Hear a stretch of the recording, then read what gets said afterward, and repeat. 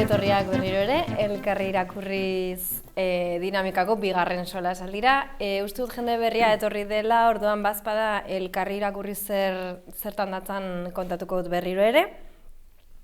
Hiru idazleri gai amankomun bat eman zaie, kasu honetan oparia, eta hiru idazleak ipuin bana idatzi behar dute gai horretatik abiatuta.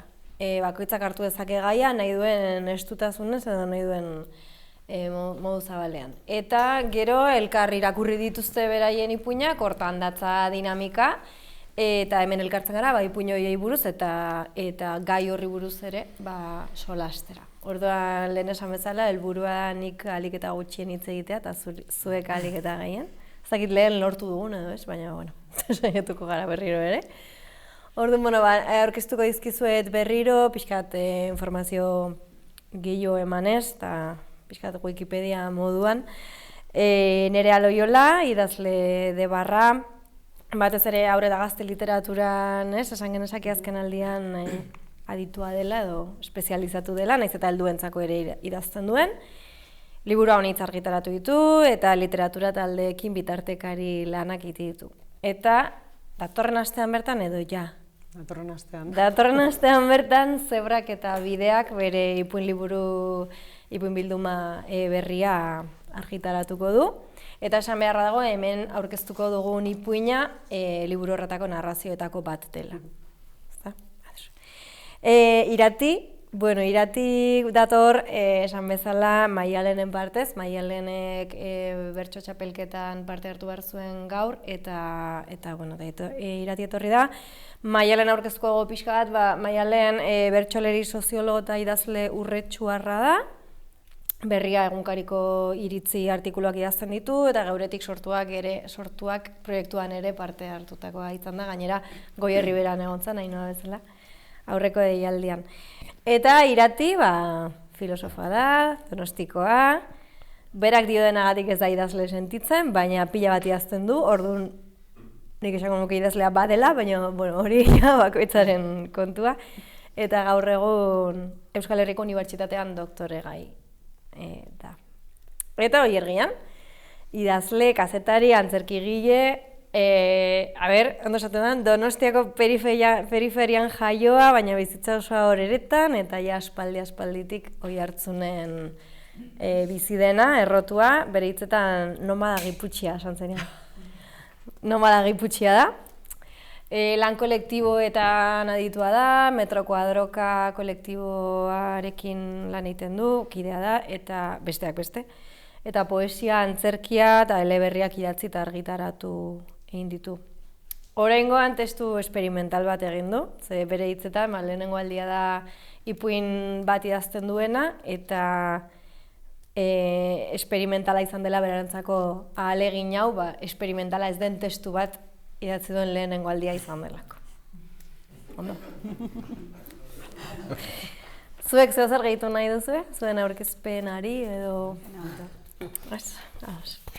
lehen esan bezala nik ez dakitzuen artean ezagutzen zenuten elkar edo ez, baina dinamika honek daukan gauza politenetariko bat hau da, zuen ipuinen bitartez, zuen artean ezagutu ahal izan duzuela, gutxienez parte bat.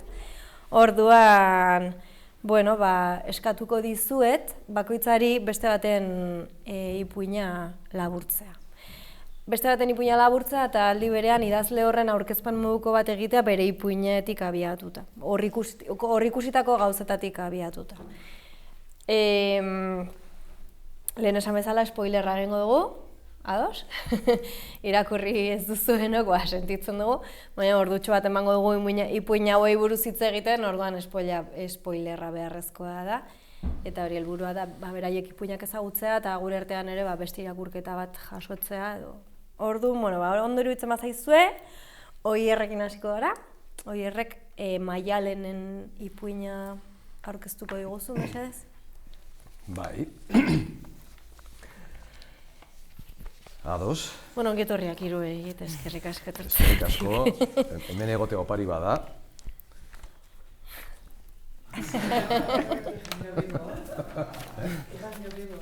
Bai.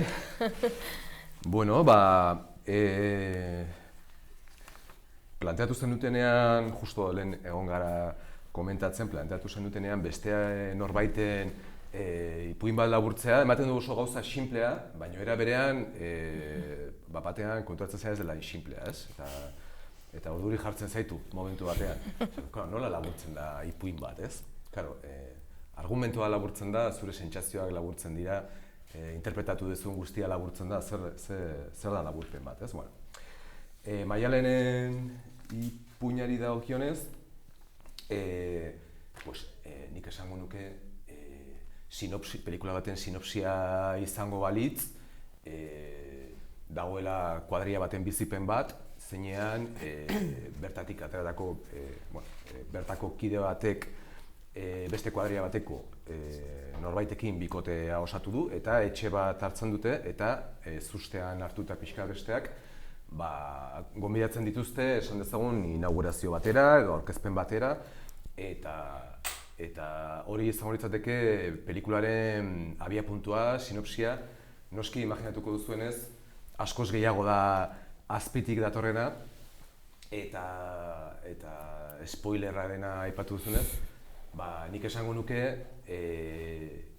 etxe baten imaginarioko objektuekin iruditzen zait xehetasun pilo bat heltzen diola, normalean zuk erreparatuko ez zeniekeen xehetasunak eta xehetasunen bitartez sortzen duela halako erradiografia bat, esango nuke kuadrillarena, pertsonena, kontraesanena, belaunaldiarena, gauza pilo bat filtratzen dira, niri deigarria egin zaidana da objektu pilo baten bitartez, ez? Hasi nintzen azpimarratzen, ateratzen ziren objektu guztiak eta pilo bat ziren, ez?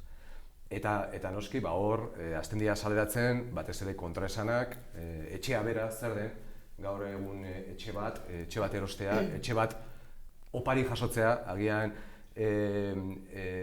badira segurazki belaunaldi batzuk ezintasun handia dutela etxea lortzeko eta opari jasotzen ez badute, agian ez dutenak hain erraz edukiko, ez? Orduan, aurreko belaunaldietatik datorkio belaunaldi berriei etorri ezkero, zorte hori eduki ezkero, askotan etxe bat propioa edukitzeko aukera, ez? Adibidez.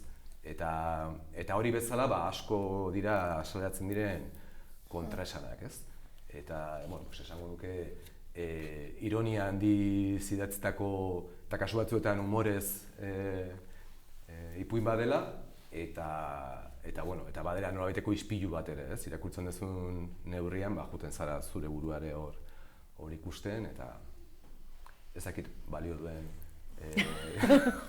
balio du, zuek nahi duzuena balio du. Agian zuk zeozer gehitu nahi baduzu edo zeozer erantzun nahi badiozu? Nik gaur Maialenen ahotik hitz egingo dut eta pixkat biok eduki ditugun elkarrezketen bidez. Uste oso ondo laburtu duzula bere ipuina, ez ere espiritualdetik, Maialenen hitzetan da ipuin bat prakapak eroak genituen belaunaldiko idatzia. Eta nire belaunaldia, pixkat ez leku batean dagoena esaten du Maialenek, ez dakizula ea zara kitzen edo mangon erosi behar dezun, nahi dituzu senyora planak egin, baina ez daukazu etxerik. Eta meloi guzti horretan, etxe bizitzarena da zerbait, gainera erori zaiguna losa bat ez dela. Eta pixka saiatu omen da, eta nik uste lortu duela, hor azaleratzen, etxe bat jasotzea opari beste liga batean kokatzen zaitu, eta horre kuadrilla barruan azaleratzen ditu inkomodidadeak, reprotxe pasibo-agresiboak, kulpabilitateak, baina hori guztia ere ez dugu onartu nahi, kuadrillan badabela klase arrakalak, orduan egiten dugu performance moduko bat Maialen ipuinan agertzen dira denak superpozik, etxea ikusten, eta zaude hor tentsi hori kontenitu nahian. Eta uste oso belaunaldi bat buruzko ipuina dela, izkera aldetik ere dira daude memen hizkuntza, emotikonoak eta bar, eta uste dela gure,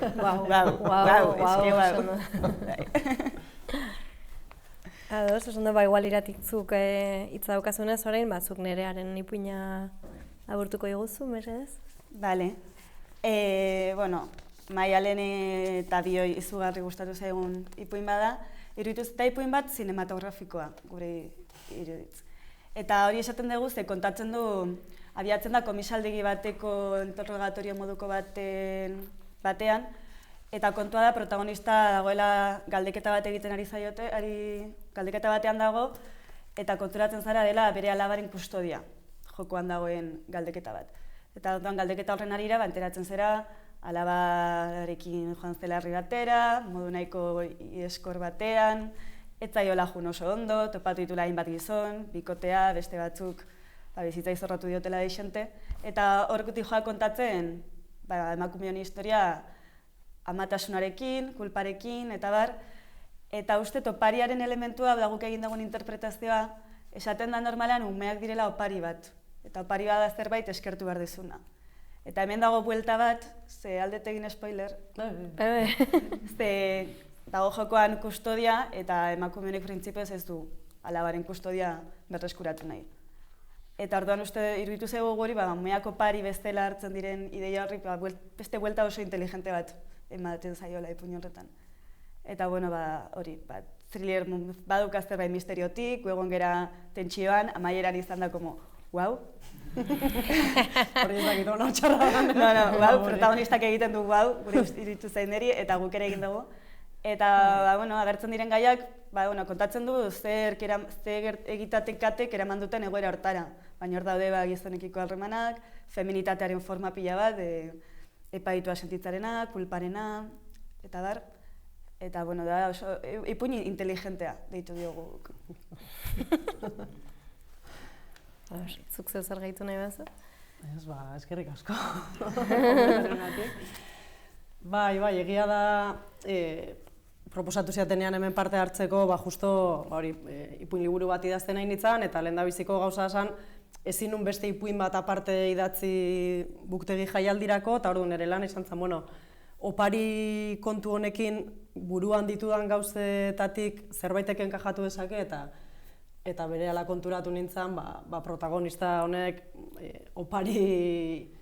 opariarekin, hor da bilela, ez? Zer da oparia? Oparia da ume hauk izana, oparia da kendu ziotela, oparia da orain berreskuratzeko aukera daukala, ez? Opari mota asko jaso ditzakegu, eta opari horiekiko gure jarrerare desberdina izan daiteke, eta ez dakit. Ados batzuk nireak oierrena laguntzen nahi guzu. Justo. Gaizko aukeratu dut. Ez. Aste honetan bidali nion audio bat oierri galdeketa bat egiten ez nuelako akatsik egin nahi bere ipuina laburtzerakoan. Eta nahi nun jakin ondo ulertu boten nun, ez? Eta oierrek esan duen bezala, niretzako bereziki narrazioak, ipuinak oso zailak dira laburtzen, hain dira irekiak, orduan, bat egiten duen irakurketa, besteak egiten duena, baten asmoak, besteak jasotzen dugunak, eta hori ere polita da ipuinetan, ez? Azkenean, zenbat irakurle, hainbeste irakurketa igual, ez? Eta, pixkat hortik abiatuta.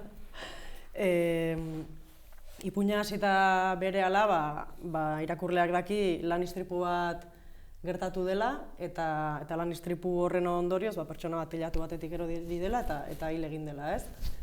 Eta horra bilatzen da, balako protagonistaren itzulera bidaia bat, protagonista hau jaioa da, nik altza irudikatu ez dakit altza zeneukan buruan, ez da inongo momentuan esaten, baina garbi dago hiri bateko periferian jaiotakoa dela, eta zuk esan dezu Maialenen ipuinean objektuak deskribatzen diala eta objektuen bitartez pila bat esaten dela, eta nik uste zure ipuinean auzoaren deskribapenaren bitartez pila bat esaten dela, ez? Eta hor protagonistak segulako dekadentzia deskribatzen da, nostalgia ere badago, baina nostalgia horretan min asko sumatzen zaio protagonistari, eta igual ez dut esan, protagonista hau itzuliko da 30 urteren ondoren bere auzora, hildako hau bere haurtzaroko lagun bat delako, eta hiletara itzuli behar duelako, ez? Eta halako itzulera hori gauzatu ahal izateko irudikatu dendik, prestatu du halako protokolo bat, halako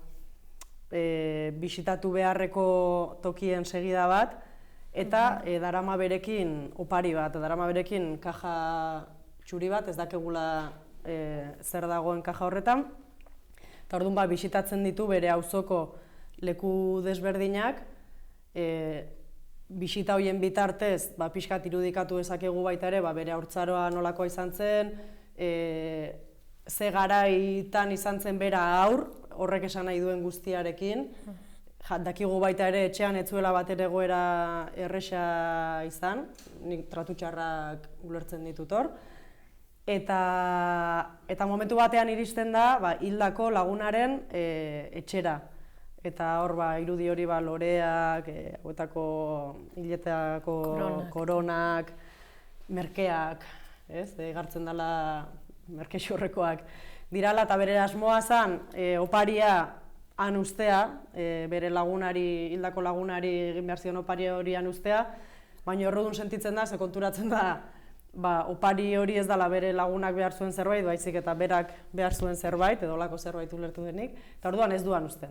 Eta joaten da hiletara, eta hiletan topo egiten du garai hartako zenbait lagunekin, eta konversazio oso interesgarriak daude, berdina ez, iragana, non gauden, nik uste hor erruduntasun puntu bat ere ez, halako distantziamendu behar bat, superbibentzia ulertzen detenanik, ulertzen dut baitaren, naizta ez dan esaten, berak bizitza oparoago bat eduki duela eta konturatzen dela baita ere, igual beste jende batek ez duela eduki ez, eta jarraitzen dutela lehenoko zea berdinean. Eta bukaera oso polita da, ezagutzen du hildako lagunaren alaba, eta ari ematen dio kaja eta argazkiak dira opari hori ez. Eta niri bereziki deskribapenetan auzoak, persianak, leihoak, espaloia, ez daki zer, pintadak, ez daki noizko manifako, indala 20 urteko manifa bateko pintadak ez ditu inork garbitu, ez da olako beharriko garbitzeko, ze inor ez da joango, turista bat ez da joango inoiz auzo horretara argazki bat egitera, ez? Azkenean urbanismo guzti hortaz ere hitz egiten da, turismoaz, eta oso gustora irakurri dutela. Eskerrik asko. Zuk zer gaitu nahi duzu? Ez, impresionatua nago, oain jarri nahi zuri entzun da. Bai. Nik ondo pentsatu behar dut, lehen geratu zizkit oso galdera interesgarriak egin gabe, denboragatik, orduan orain igual saltatzen dut protokoloa, eta gero zuzenean niri interesatzen zizkit. Ez, baina, alde batetikan galdetu nahi nizuen, hau galdetu behar da, enkargua jaso zenuten momentuan, zuka azaldu zu pixkatxo bat, baina oparia hitza entzuterakoan, hain kontzeptu zabala izanik, ea nola iritsi zineten orain dagoen ipuin honetara, ez?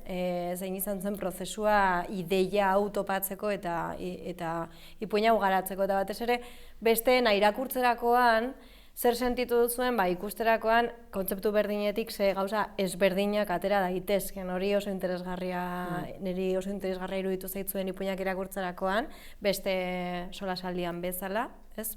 Nola izan daiteke kontzeptu berdinetik hain unibertso ezberdinak ateratzea. Konkretuki oparia, Oierren eta Maialenen kasuan oparia oso opari logikoa da, da oparia bera, kutsatxo bat opari bat dana, eta da pisua oparitu dietela, esaten da, pisua oparitu digute. Zure kasuan, oparia irakurleak topatu behar du, ez? Hor dago buelta, esan dugun buelta hori. Orduan horik, kontatzea pixka bat nola iritsi zineten aritzek esandako hitz horretatik ipuin honetara, eta batez ere zer sentitu duzuen besteen ipuinak ikusterakoan irakurketa indiferenteak. Nahi duena, hasi. Nesiko, ez dela lehen nola pixkaia aurreratu deten, hori ez nik ari nintzen ipuinekin eta hola, baina ez neukan idatzita, eta oparia etorri zitzaidanean, pixkat igual lagundu zian baita ere, nire narrazio hori eta buruan neukan ardia, galdu diala, ez dakiz zer, pertsonaia, zertan nahi dan, kustodia berreskuratu nahi hori, eta oparia hitza tartean sartu zanean, pixkat zentzua eman zion historiari, eta lagundu zian pixkat buruan neukan guzti hori ere ordenatzen, eta bide bat ematen da. Gero polita izan da, zuk esan dezuna ikustea, igual nire kasuan izan da modu simbolikoago baten oparia, baina gero Oierren kasuan da objektu fisiko bat eta protagonistak eman nahi du, edo eman behar du, emateko beharra dauka, eta oso erraietatik edo, ez, behar bat da, eta aldiz Maialenean beste norbaitek jaso du oparia, ez? Eta bueno, beste dimensio bat daka. Orduan Espero gabe gainera. espero gabe, datorren zerbait. hori da, eta horrek jartzen du dantzan inguru guztia, ez? Bai, bat oso pertsonala, bestia oso soziala bezala, eta bestia simbolikoa, eta, bueno, nire atentzioa. Bai, Maialenek kontatu dianagatik, berak jaso zuen maiatzan edo gonbidapena, eta abuztuaren 27 arte ez zuen ezer idatzi. Eta orduan, bazituen beste ideia originalago batzuk, edo, bueno, pomposago batzuk, opariarekin, baina erabaki zuen egitea denboragatik eta gure baita zituen barne gatazkengatik, bueno, momentuko meloia zabaltzeko saiakera hori. Eta bai, nik ustet, berak idatzi duela modu bat eskanalizatzeko min zehatz bat. Ze mingarria da eta tabu bat da opariaren kasuan lagunari halako privilegio baten testigu izatea. Ja, okoitza dauzkagu gure gatazkak, etxe bizitzaren amets hau nola kudeatu, eta bueno, hietako bada, ostras, zure albokoak hori errazten zaioena nola bizitza, nola surfeatzen duzu egoera hori. Eta uste hori izan dela motiboa opariaren zera hori zehatzeko. Eta oparia hori 3. pertsonan bizitzen dezunean. Ez zuk egiten, ez zu jasotzen. Zu zaude hor kontemplatzen eta ospatzen bestearena. Eta bueno, ea nola egin. Eta aterazen gauza bat, bilkarrezketan, Maialenek eta biokolo WhatsApp hitz egin dugunean, eta da opariaren alderdi disziplinaria bat, ez ere zuretik. Hola, oparitzen dizutenaren arabera, tipo ezten zaituzte, ez dakit, makillajea txikitan, bla, bla, bla, bla, bla, emakumetzeko. Eta zurean, badago hor, zure pertsonaia jasoko duen, edo jaso behar duen opari horri muzin egite horrek, ostras, ateratzen du totalmente. Beragandik esperoenatik, eta bar, eta bar.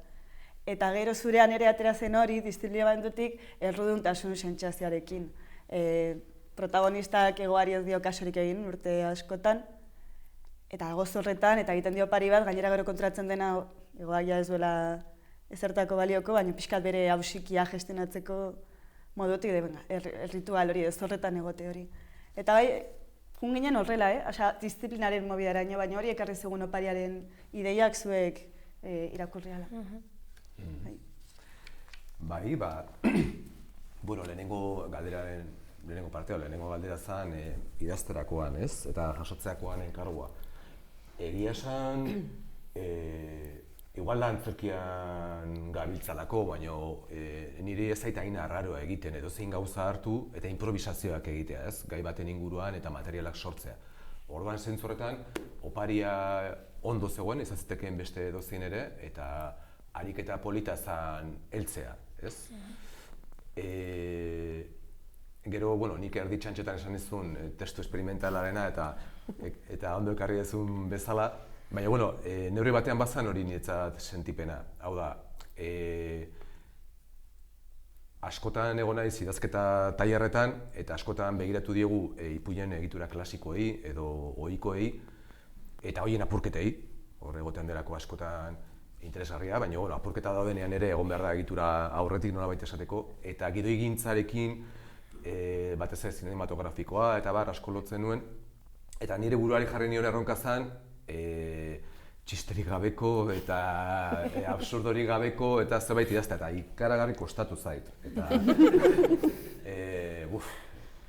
Eta uste zentzu horretan ez deno, esperimentala zean niretzat justo ateratzea hortik, baina testurik absurdoenak idazten ditugunean ere beti dugu kontutan egitura klasikoa zein den, eta esango nuke azpitik hala ere beti doala, ez? Eta kasu honetan eutsi nio norri, orduan, zentzu horretan opariarena zan como evidentea, objektu bat, opari bat dena. Eta nahi nuen probatu magufinaren ideia, ez? Nola batzutan egon daiteken objektu bat bultzatzen duena aurreaka istorio bat, ez? Eta heldu nion nahita horri, har dezagun eta ikus dezagun zer egin daiteken horrekin, ez? Eta gero, bueno, beste testuetan nola ikusi dudan, ez? Bueno, ja esan dituzue gauza asko eta nahiko bat nator, Maialenen testuaren kasuan, aipatu dugu opari nagusia, etxearena, baina gero daude opari pilo bat ere. Ez dago opari bakar bat, ez? Eta niri ere hori oso interesgarria iruditzen zitzaidan, ze hor humorearen bitartez informazio pilo bat filtratzen zen, ez? Hau da, zer ematen duen gonbidatu bakoitzak opari esan den etxe horretara opari, egun horretan, ez? Batzuek txampaina, Mutilaren kuadrillakoak txampaina, besteak, protagonistak jotzen du, aipatzen da momentu batean, ez? Kuetara kutxa bat. Eta ni identifikatu nintzen ikaragarri, zenbate alditan egon naiz egoera horretan eta kuetara kajari begiratu diot, eta jende guztia dakizuma balio duen kuetara kajarek, ondo geratuko naiz, edo gaizki geratuko naiz. Eta bihatzen du antzeko prezioa duen, baina marka ez ezagunagoa duen, disimulatzeko, ez? Ordan, de repente, detaile horietan, opari horietan guztietan ikusten nuen, segolako jolasa zegoela, ez? Eta hori asko gustatu zitzaidan, hori aberastasunaren eta zuk hasieran aipatu zuen horre, detaile horiekin guztiekin nola ilustratzen den kasi bakoitzak daraman opariaren arabera ja fitxa bat osatu daiteke, ez? Eta osatzen has daiteke behintzat. Eta hori asko gustatu zitzaidan. Eta bueno, Nerearen kasuan, bidalitzen nianean audioa, orduan ere urduritzen hasi nintzen, esan, ostia, aberniz naizen nahiko ondo egiten ari besteena irakurri eta berriro jarri nintzen. Eta hasi nintzen hor, eta gainera testu horren kasuan, esan, ui, eta oparian? Hasieran, eta berera bilatzailea opari hitza eta ez da saltzen. Claro, horrek eskatzen hau aplikatzea gehiago. Eta gaur iritsi eta sekulako lasaitu hartu dut, zuri tokatu zaizunean, eta aipatu ez zunean oparia zein zan, ze nire irakurketa hori izan. Eta esan, eskerrak. Baioera berean oso polita da hori ikustea. Hau da, ikustea biok iritsi garela puntu berera, eta oso modu argian, ez? Eta nik uste dut, ez da aipatzen, baina aipatzen dira beste gauza pilo bat, oso egitura interesgarria iruditu zait, zuk aipatu duzulen hainbat kontu, ez? Baina da, hasiera batean ematen du detonantea bat dela, baina batean kateatzen hasten dira, ez dakizu matriuska baden, ez dakizu zabaltzen den panorama baden, baina etengabe dago azaltzen da gauza berri bat, eta beste bat, eta detaile batek beste zerbait ekartzen du, eta ez da inoiz amaitzen, ez? Orduan, sortzen du halako ansiade, ez dakizu azkenean noruntza doa, baina ezerosotasun horrek hitz egiten du asko protagonistaren ezerosotasunari buruz ere iruditzen zait, ez? Eragiten duen ezerosotasuna. Eta kuriosoa da, paisaje zabal horretan, oparian pentsatzen jartzen ezenean oso argi. Impresioa zen, ezin da beste gauza bat izan, baina hori izan behar da, ez? Eta niretzat hori konfirmatzea eta ikustea eta sentitzea oso interesgarria iruditu zait hori kentzea justo eta lortzea hori transmititzea, ez? Kentzea hitza eta lortzea hori transmititzea. Pixka bat, gehitzearen orain bukaeran esan duzun honi zure ipuinari buruz, denbora guztian ematen duela hori dela baina ez da, ez? Eta pastela zabaltzen doa, oso ondo jokatze duzu ere bai denborarekin askotan berak erantzuten du, ez baina hori beste egun batean izan zen.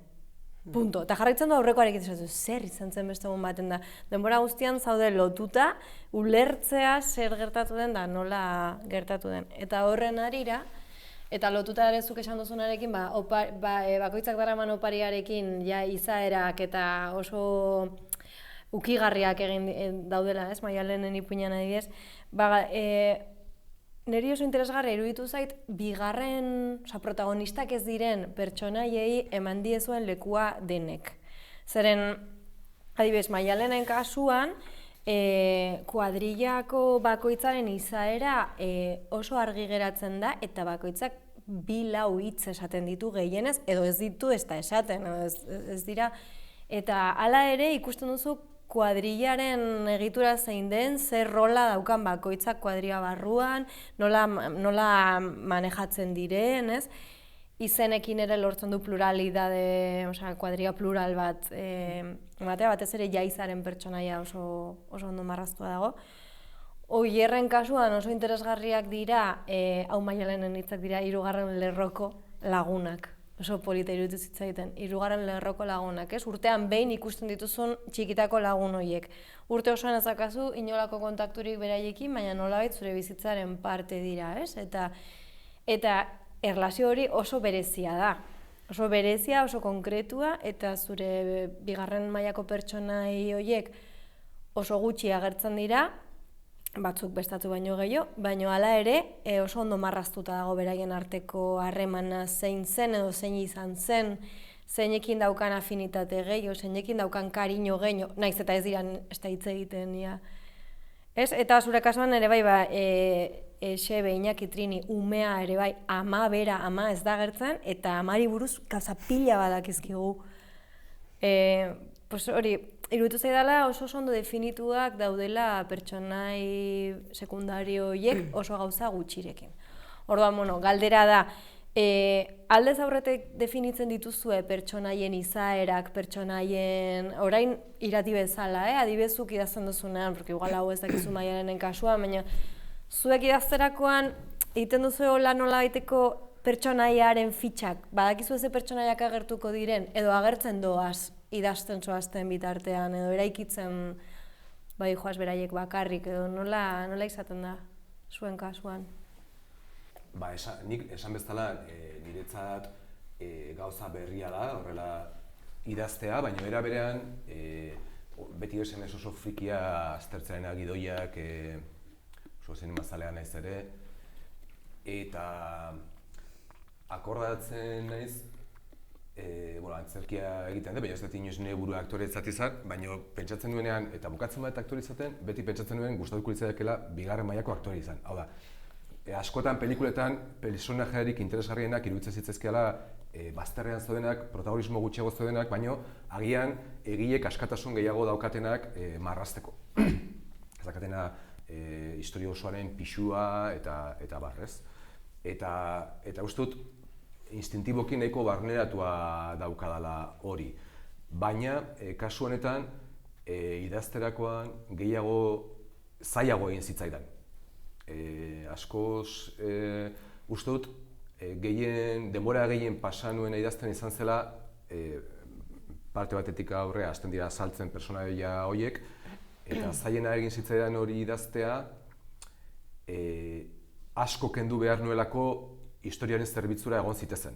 Ze askoz gehiago idatzeko nuke nahiei buruz, konturatzen nintzen etengabe gehiegi zeukatela eta ziotela historiari laguntzen. Orduan, kurioski lehenengo tramo guztia idatzen nuen nahiko aixa, ze narratzaile, protagonista bat dago eta bidai bat dauka, eta argiagoa da, baina personaje gehiago sartzerakoan alderantziz izan zen.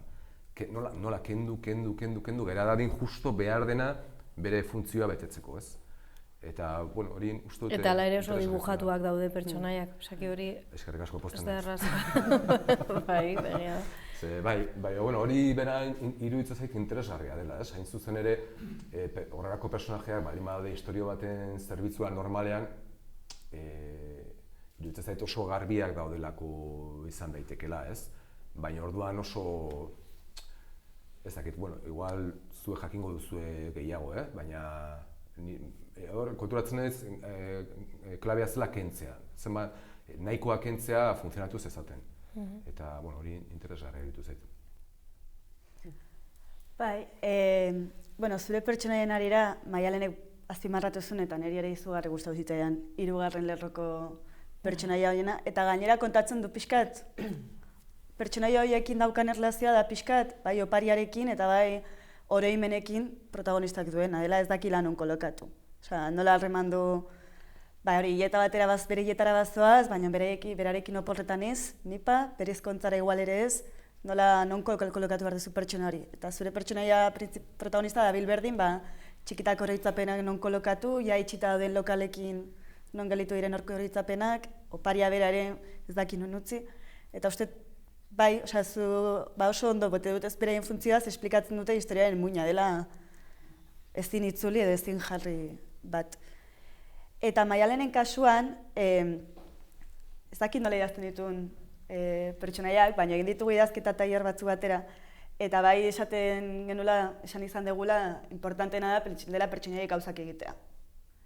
Eta hori, esplikatu beharran gauzak egin. Eta nik uste dut Maialenek hortik jokatu duela. Jundela behar zituen rekursoak performatzen norbaitengan eta derrepente pertsona hori izten aiert dela pesau bat. Edo derrepente pertsonaia hori behar zuen norbait protagonista pixka salbatuko zuena momentu inkomodeetan, adibidez, zer erosiko dugu hori, takuetara surtidua sinalatzen duena. Edo galdetzen duena nondik atera den etxe hori, alkilarra den, tabua hausten duena. Pertsonaia hori da jaiza, eta jaiza ez dakigu ezer, baina dakigu dela pixka eta ausarta, egiten ditula protagonistari beldurra ematen dioten, lotxa ematen dioten gauzak, eta uste tola sortu zuela, behar ditut gauza hauek gertatzea, eta horri gero jarroko dut jaizaren izena. Baina uste hori, Maialenen kasuan eta nire pertsonaiak sortzen ditudanetan hori izan dela aplikatu dugun formula. Pertsonaiak egin ditzatela gauzak eta horren bitartez ezagutuko ditugu. Adibidez, jaizana esan desunean, etorri zait eta oso irudi polita eritu zen, oso modu polita pertsona bat nolakoa dan deskribatu gabe, eta da etxera lagunek inauguraziora gomidatu dituzte eta etxera sartzeko momentuan ispilua da osarreran, eta jaiza pasatzen da bere burua ispiluan begiratu gabe, eta protagonistari, esan nien naiz gai, ispilu baten aurretik pasa eta ez gelditzeko, nire buruari pixkat trabeska edo behitzeko. Txetosak jataren estena. Jaiza da txetosak jate dituna komplejo hori gabe, eta protagonista galdiz nahiago du ez disfrutatu momentu bat, horren deserosotasunaren aurrezteko. Eta hori ez dizu esplikatzen, pertsonaia honek dauka kriston saberestarrak, dago komplejatua, dago kohibitua, eta esplikatzen dizu egiten ez duenaren bitartez. Baina asko esaten desunean neska gazte bat ispilu baten aurretik pasa eta pasa daitekela begiratu gabe, hori asko kriston pila esatea da. Asko interesgarriagoa esplikatu baino. Eta nik irudikatzen ditut azkenean guk historio bat dakagu, eta historio horretan beti dago protagonista bat, baina pertsonaia sekundario guzti horiek, azkenean historioa ez da zutabe bat, hor egitura bat dago, eta egitura horri denen artean eutsi behar diote. Eta hor kontua da asmatzea, etxeetan ere zutabe gehiegi jartzen baldin badituzu, gaizki, gero ezin da, ezer sartu tartean, baino neurria ez, zenbat behar ditut, honi eusteko, zenbat behar ditut, hau ondo joan dadin, eta natural, eta behar duen erritmoan, eta behar duen sakontasunean edo densidadean joan dadin, eta zuk esatezu gehiago emango zenukela zera horiei buruz, baina nik uste hain zuzen narrazioak hori daukatela, ez? Kendu, justua izan dadin, eta oso ariketa zaila da. Hori lortzen denean, niretzat, narrazio hon bat irakurtzen detenean, sentsazio erukitzen eta izuzen hori lortu dalako, ez? Hiru pintzela da eman, eta bigarren mailako pertsonaia horiek agertzea behar duten neurri perfektuan, ez? Eta hori oso ariketa zaila da. Eta nire kasuan igual ipuin hauetako, nik historio hau aspalditin neukan buruan, kontatu nahi nuen historio bazan, enekin oso ondo ze modutan, ze forma hartuko zuen bukaera, baina horko sentsazioak eta gauza asko kontatu nahi nituen, eta protagonista eta umea banitun, eta nik esango nuke beste pertsonaiak, Trini eta Xebe eta gurasoak eta beste pertsonaiak existitzen ziala ere barnean, pixkanaka hor nitula, ez? Horiek eta gehiago, eta historioa idazten hasiala azaldu egiten zian. Eta azaltzen zian, esaten nuen, bale, zu behar zaitut hemen. Eta joan dira pixkat, azaltzen, nik barnean pixkanaka ez, gordetzen bizitzatik eta ikusten didatenatik eta okurritzen zaizkitenetik, nik uste pertsonaia sekundario edo hirugarren lerroko pertsonaia pila bat ditugula barnean ja gure imaginarioan, ez? Eta da, zeintzuk azaltzen dian hortik historio honetako eta nola erabiliko ditut, pixkat horrela. Oso interesgarria da zure kasuan gainera beste pertsonai bat dela epaiketa egiten duen hori. Ez esan dugu bere testu guztia dira erantzunak.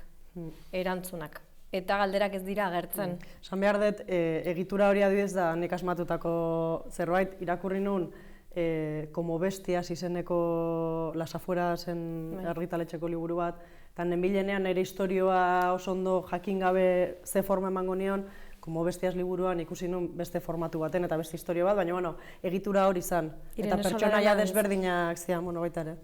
Bai, baina honekin, Bai. como Bestias honek eman zian, Bai. bere kasuan jende desberdina elkarrizketa zen zuten, baina konturatu nintzen hori izan zitekeela modu bat, ez? Eta bakarrik irakurtzen dugu erantzunak. Osea, bakarrik pertsonaia batena entzuten da, Bai. bestea galdetzen duena edo komentatzen duena ez da. Eta interesgarria dena hor, esan nahi nuena zen, beste pertsonaia hori hitz egiten ez duena, bueno, hitz egiten duena, baina guk entzuten edo irakurtzen ez duguna, ere marraztuta geratzen dela. Osea, oso nik ja aurpegi bat, forma bat, gorpuzkera bat, keinu batzuk eman dizkiot pertsona hori, oso argi dago, bestearen erantzunengatik, badakizu nola galdetu dion, ze tonuan, ze moduan, eta hori, jolin, hori kriston lana iruditu zait niri oso interesgarria. Eta bueno, gero oso polita da aurrekoan gertatu den bezala, ze hiru narrazio hain diferente agertu diren eta batez ere niri harreta deitu dit hiruetan atmosferak. Ze lortuta dauden hiru atmosfera hain diferente eta bakoitza bere ezaugarriekin, ez? Oierren kasuan dago atmosfera hori dekadentziarena, periferiako auzoarena, lokalak itxi eta kartel zarra, kartel berriak zarren gainean, dago nostalgia bat, dago nik grisa, iluna iruditzen, nik ezakitzergatik nik dena gauez irudikatu dut, ezakit igual lola da, baina nik dena gauez farolak eta gutxi gehiago, bueno, atmosfera oso lortua dagoela deskribapenen bidez, eta etxe bizitza abandonatuak, persianak apurtuak, olako detaile askorekin sortzen duzula unibertso bat. Maialenen kasuan, pelikula amerikano bat da, osea, ederra da, hor sortzen duen atmosfera faltsu hori, ez? Nola dauden denak, hortan eta egiten duen deskribapena etxearena. Batez ere, etxea jaso duten bi horiek egiten dute tur bat etxetik, ez? Eta oso polita da, nola, hau kontatu zuk Maitia, eta besteak kontatzen du, eta nola beraien artean txokatzen badira, hori seinal zerbait polita dela, eta daude teatro batetan, erabateko, eta atmosfera ere oso lortuta dago, eta zure kasuan, landa eremuko atmosfera ere oso ondo eraikita dago, simbologia pilo bat topatu ditut nik, ez dakit, ardien begira da, dela niri beti beldurra mandean zerbait, ardiek dazkaten begi horiek, ez? Ardien begirada, txisarena, sasiak, zauriak, malda gora, malda bera, osea, badagor, atmosfera oso lortua. Orduan, bueno, atmosfera horietan nola egin duzu inmersioa? Joan da eraikitzen, bazenekiten argi eta garbi zertraz, ez nabil nago hitz egiten deskribapenari buruz baizik eta atmosfera horrek eragiten duenari buruz. Hau da, hori lortu nahi zenuten atmosfera horren transmisioa, sentsazio horien transmisioa, nola iritsi zarete atmosfera hori eraikitzera? Idatzi heinean edo ja elementu zerrenda bat eginda edo zein da zuen metodoa? Nik zerrendarik eta ez dut egiten. Ni normalean, ez dakit beste, baina buruan eta bai egia asko pentsatzen dutela dana, baina idazten hasten naizenean gauza pila bat erabaki gabe ditut. Eta gero idatzi ahala, normalean arazoak edo sortzen dira hor askatu beharreko gauzak edo erabakiak hartu beharra, eta orduan pixkate ditudan aukeretatik eta ipuinak behar duen hortatik, orduan juten naiz erabakitzen. Ez dakit besteok ere Ni Maialen ezagututa uste gehiago dela roi hori. Jundela sortzen, eta momentu batean konturatu dela hemen jendabari egiten paripe bat, eta hori etxe festa hori guaia izango litz bezala, eta orduan exageratu duela hori, eta hori alortu duena. Atmosferarekin, hori dena teatro bat, dena paripe bat izango litz bezala, eta pertsona nahi dute egon pixka bat hor, nahi dute amets amerikan hori bizi. Baina gero, bai Maialen eta bai ni eta bai gure belaunaldiko denok dakigu hori ez dela guretzat. Eta ikusten da pixka eta atmosfera eta lehen esan dizuzuk, objektuen bidez Maialenek kontatzitula gauza asko. Zuek irudikatzeko dago, daude festa jolgorio horretan, on derrepente dagoen lur bat irradiatzen duena beroa, objektu bai, como eszenario janki bat, eta gero amaieran derrepente ikusten duzu, dena denean topa egiten, mailan dauden objektuak janaria direla humus pakete merke bat, Mercadonako tortilla, eta aztokakoa den gauza bakarra da ogia. Eta hor guai da, aurren esaten du, ez erabaki dute festa asteazkenean egitea, ze horrela Azokara Mikelek erosketak azokan ingo ditu. Mikel azoka, Eta gero ez dago. Baina nik uste hori Maialenek hasi zela zu bezala, erabaki gabe oso ondo eta esan zuen, hau exageratu egin behar dut. Eta horrela sortu zuen bere atmosfera janki hori. Besa asmatzen dudan zerbait zentzuzkoa esateko.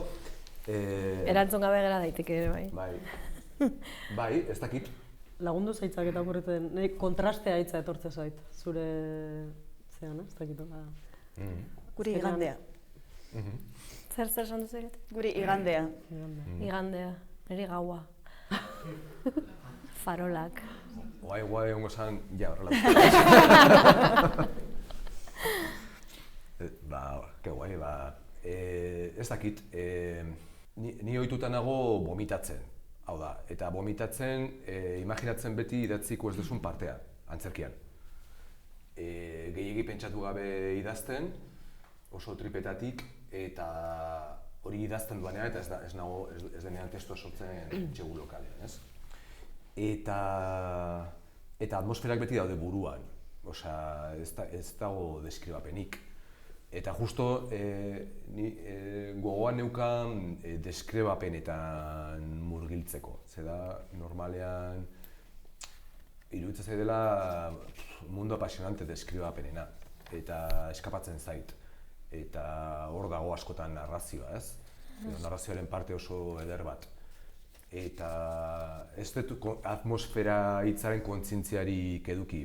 Igual bai zegoen kasu honetan egitura minimo bat, bidai minimo bat, nekiran noraino iritsi behartzen, baina bitartean nik uste eta gehiago izan dela utzi deskuritzen zer den deskribapen bat, ez? Eta utzi, ea noraino hor bai vomitatu, ea noraino eramaten zaituen irudi batek, ez? Ze normalean antzerkia da justo kontrako bidea.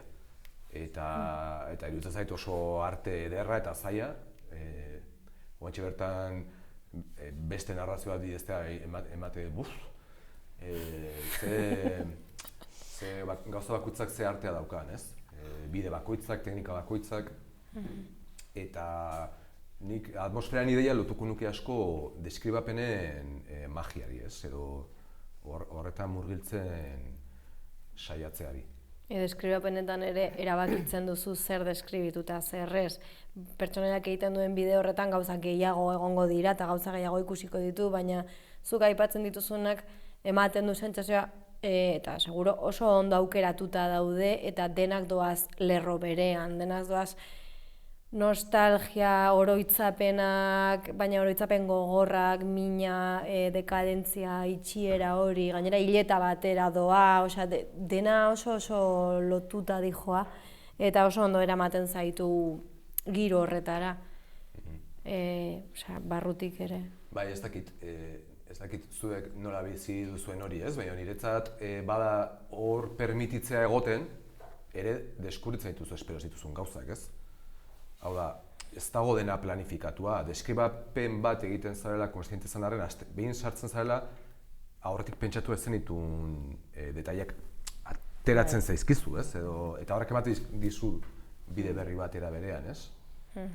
Bai, nik ere horrela, pixkat horrela botaka edo, zea hori nik ere horrela funtzionatzen dut, eta gainera normalean, pelikulan kontua zuk aipatu zu, igual nire narrazio oso zinematografikoa da. Eske nik idazten detenean ikusiten dut idazten duten guztia eta nire burua ikusten dut leku horietan, ez? Eta horrela, ez da, orain jarriko dut hor txori bat da, ez, hor sartzen naiz eta ikusten duten hortatik idazten dut, baina ez dakit zer egongo den leku horretan sartzen naizen arte. Eta sartzen naizenean sorpresak hartzen dituzu. Eta azkenean eraiki ala, egina ala sortzen da edo ez dakit oso ondo nola esplikatu. Bai, ez dago aurre asmorik edo. Eta gero konturatu nintzen nire kasuan adibidez, landa eremua idealizatzen dugula, ez, eta da natura, eta da polita, eta da irekia, eta justo pertsonaiaren egoera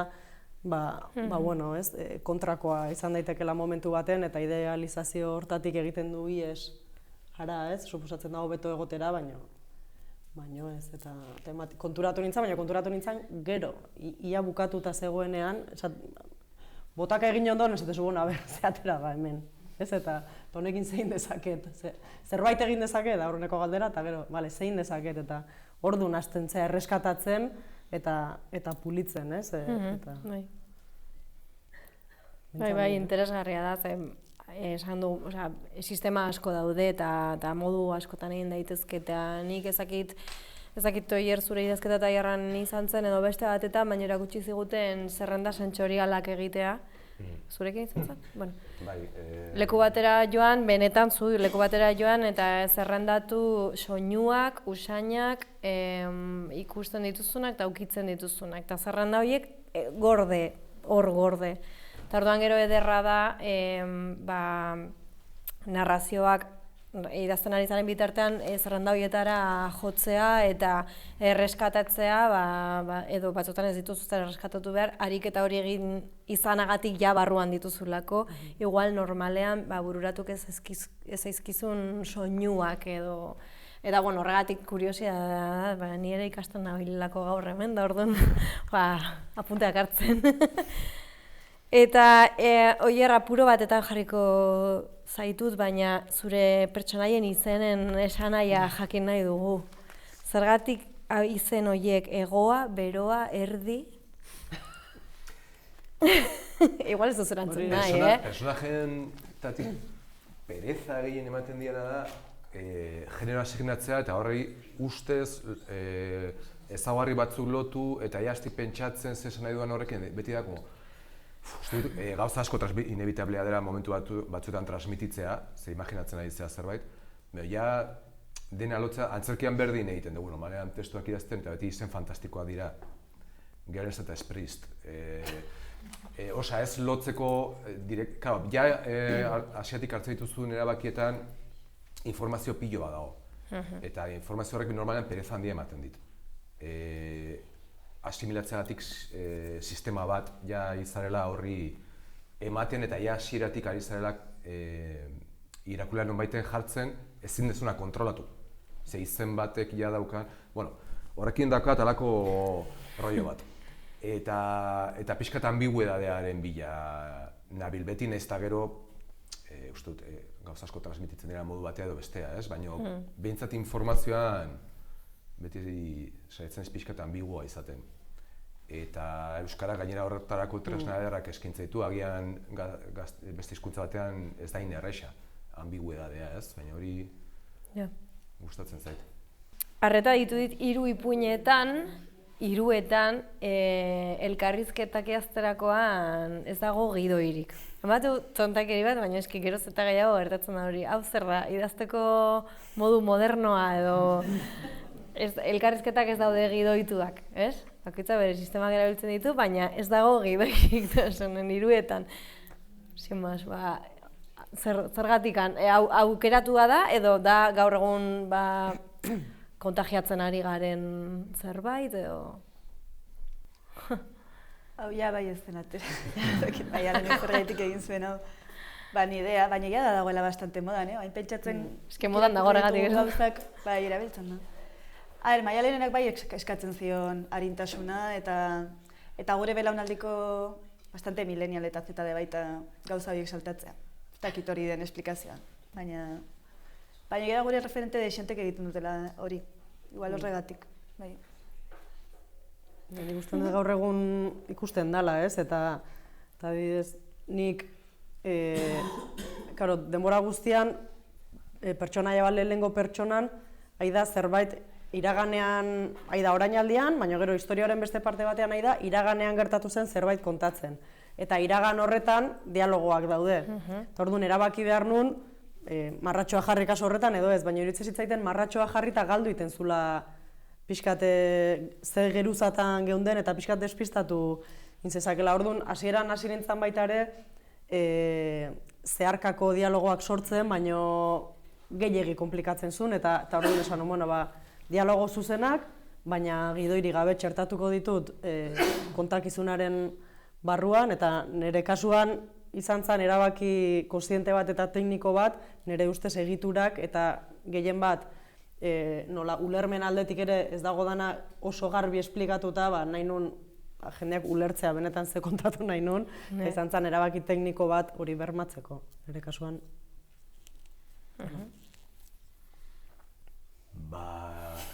Nik ez horretan pentsatu, que desastre. Baina uste dut, nire kasuan pixka berdina, batzela teatrotik ihes egiteko zerbait, teatroan oso ohituta gaude, ez beti baino dialogatzen, eta nire zerbait asko gustatzen zaidana, eta nahi gabe uste dut hortik ihes egiten ibili naizela, teatroko dialogoetan ja inertzia batzuk ditut. Eta esaldiak egiteko modu batzuk, luzera mota bat, eta uste dut modu horretan ez nintzela inbeste ateratzen tono orokorretik. Osea, hor sentsazioa barrurago daudela. Egongo baldira bezala deskribapenaren korpusean ere. Eta gidoietatik igual atera egiten nintzen, eta kutsatzen zitzen teatroaz. Eta modu horretan bada sentsazioa, oraindik testu hori hor dago.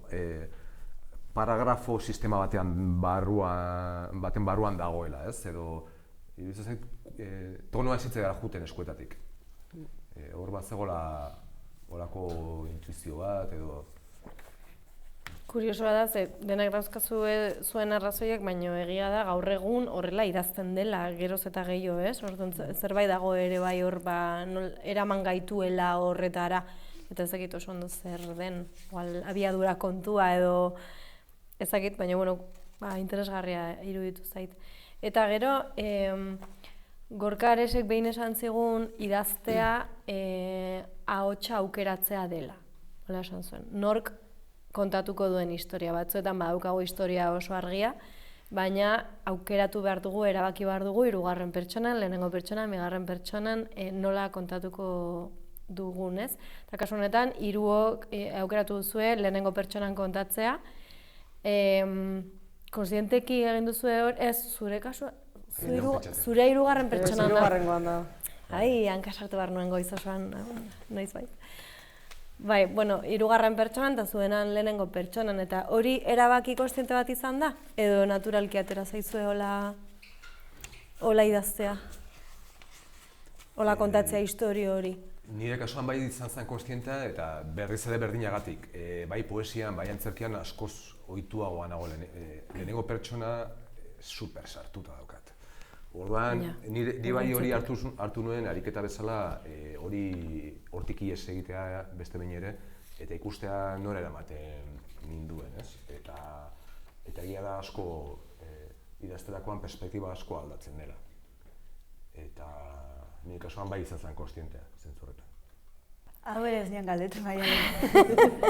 Igual zuri galderak pasa behar nizkizun, ez? Hau espekulazioa, baina laguna gera, eta uste ez dagutzen detena. Nik uste Maialenek ez zela premeditatu lehenengo pertsona, baina inevitablea zela. Hau hemen badaude hor oso lehenengo pertsona kolektibo bateko kezka handi badago, eta uste tortikan kontatu behar zuela bai, eta da kontakizun bat pixkat, nitik zura, nik alko niokela kontatu kafe bat hartzen bihar nire lagun bati esan ez, ostras, tia. Atzego nintzen ezakizenean etxearen inaugurazioan, iflipas. Eta uste Maialenek horrela kontatu duela. Jo nintzen hau egitera eta guztia sentitu nuen. Eta uste hortik horrela aukeratu duela. Baina, esan dut, eta egia bastante tarte gutxirekin idatzi zuela, eta orduan ez dut uste premeditatua zegoenik. Baina ez dio pegatzen, ez tipuñoni ez berari gai hau lantzea hirugarren pertsonan. Beste zerbait izango zen. Bai, beste zerbait izango zen, seguro horregatik da importantea erabaki hori. Erabaki horrek eman die ipuin bakoitzari daukatena. Horregatik galdetzen dut. Nik uste historio bakoitzak eskatzen dula bere ahotsarekin asmatzia ez da. Kuriosoa da, ze nik zureakin irudipena berriro begiratu behar izan uste pertsonatazioan idatzita, ze irudipenanekan lehenengo pertsonan idatzita. Oso gertuko, protagonista oso gertuko hain zitzaiten da. Esan dunean berriro konprobatu. Ni ere geratu nahi zuen. Atentzio, bai, da hirugarren pertsona bat, baina irakurri ondorengo nire sentsazioa lehenengo pertsona batena zan. Orduan, da egia da oso narratzaile gertukoa da eta oro jakia eta asko zentratzen da, ez, pertsonaia horretan eta pertsonaia horren barne munduan, baina lortzen du sekulako gertutasuna, eta hori polita da. Lortu, teatroa gaitik entzea. Baina nahi oso erakargarria. Eskerrik asko. Bai. Eta nire kasuan, aitortu behar da, eta zin nintzanean historio hau idazten eta historio barruanekan hori ateratzen da botaka hortan, hasieran pixkat oierren estilora esan, zan hirugarren pertsonako narratzaile bat kontatzen zuen, ez dakize, baina irudipenanekan hori ez dela, ahotsa. Eta orduan batzutan gero bazen ez proba egiten, ez? Lehenengo pertsona naizen dena kontatzen, baino ez dara, eta orduan iritsi nintzen, como bestias liburu hortara, eta ikusi nuen esan nuen, igual horrela bai. Eta orduan hasi nintzen ahots hori probatzen, eta berehala konturatzen zea, baldin bada, berehala konturatzen zea, baina hasieran beste nunbaitetik hasi nintzen, askotan gertatzen zait hori nunbaitetik hasi, eta gero beste ahots baten bukatu. Ados, hemen utziko dugu. Eskerrik asko hiruei eta zuen ipuinei, eta eskerrik asko zuei guztiei hemen egoteagatik. Eta, itxaro...